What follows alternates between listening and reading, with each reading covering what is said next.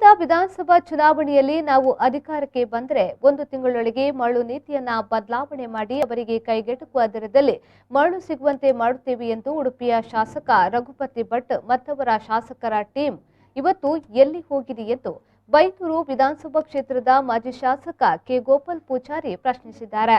ಅವರು ಉಡುಪಿ ಜಿಲ್ಲಾ ಕಾಂಗ್ರೆಸ್ ನೇತೃತ್ವದಲ್ಲಿ ಕೇಂದ್ರ ಹಾಗೂ ರಾಜ್ಯ ಸರ್ಕಾರಗಳ ಜನವಿರೋಧಿ ನೀತಿಗಳ ವಿರುದ್ಧ 6 ದಿನಗಳ ಕಾಲ ಹೆಜಮಾಡಿಯಿಂದ ಬೈಂದೂರಿನ ತನಕ ನಡೆದ ಜನಧ್ವನಿ ಪಾದಯಾತ್ರೆಯ ಸಮಾರೋಪ ಸಮಾರಂಭದಲ್ಲಿ ಮಾತನಾಡಿದರು.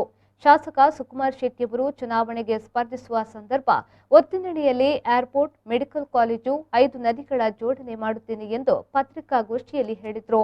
ಈ ಭಾಗದ ಜನರಿಗೆ ಸುಳ್ಳು ಆಶ್ವಾಸನೆಗಳನ್ನು ನೀಡಿ ಚುನಾವಣೆಯಲ್ಲಿ ಗೆದ್ದು ಇದೀಗ 2.5 ವರ್ಷ ದಾಟಿ ಸರಿಸುಮಾರು 3 ವರ್ಷ ಕಳೆದರೂ ಕೂಡ ಅವರು ಯಾವುದೇ ಆಶ್ವಾಸನೆ ಈಡೇರಿಸಿಲ್ಲ.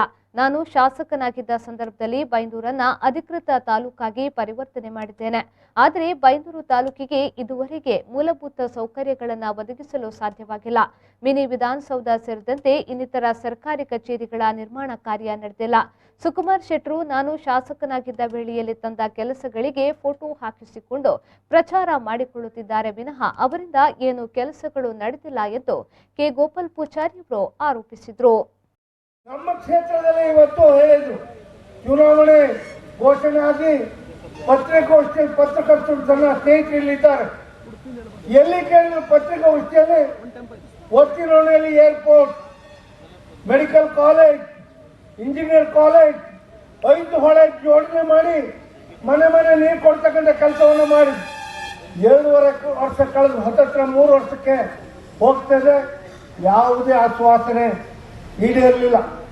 ನಾನು ಈ ಕ್ಷೇತ್ರ ಶಾಸಕರಿದ್ದ ಸಂದರ್ಭದಲ್ಲಿ ಈ ಬೈಂದೂರನ್ನ ತಾಲೂಕು ಮಾಡ್ತಕ್ಕಂಥ ಕೆಲಸವನ್ನು ಮಾಡಿದ್ದೇನೆ. ಇಲ್ಲಿ ಬೇಕಾದ ಎಲ್ಲ ಸವಲತ್ತುಗಳನ್ನು ಮಾಡ್ತಕ್ಕಂಥ ಕೆಲಸ ಮಾಡಿದ್ದೇನೆ. ತಾಲೂಕಿನ ಮೂಲಭೂತ ಸೌಕರ್ಯವನ್ನು ಇವತ್ತಿನ ತನಕ 2.5 ವರ್ಷದ ತನಕ ಆದರೂ ಸಹ ಮಾಡ್ಲಿಕ್ಕಾಗಲ್ಲ.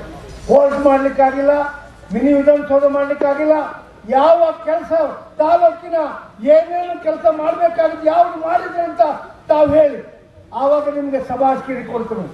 ಯಾವ ಕೆಲಸವನ್ನು ಮಾಡಿದೆ, ಇವತ್ತು ನಾನು ಮಾಡಿದ ಕೆಲಸವನ್ನ, ನಾನು ತಂದ ಕೆಲಸವನ್ನ ಫೋಟೋ ಹಾಕೊಂಡು ನೀವು ಇವತ್ತು ಬಿಂಬಿಸ್ತಾ ಇದ್ದರೆ ಬಿಟ್ಟರೆ ಮತ್ತೆ ತಮ್ಮಿಂದ ಚೌಕೂರು ಏಕಾನಿ ಇರೋವರೆಗೆ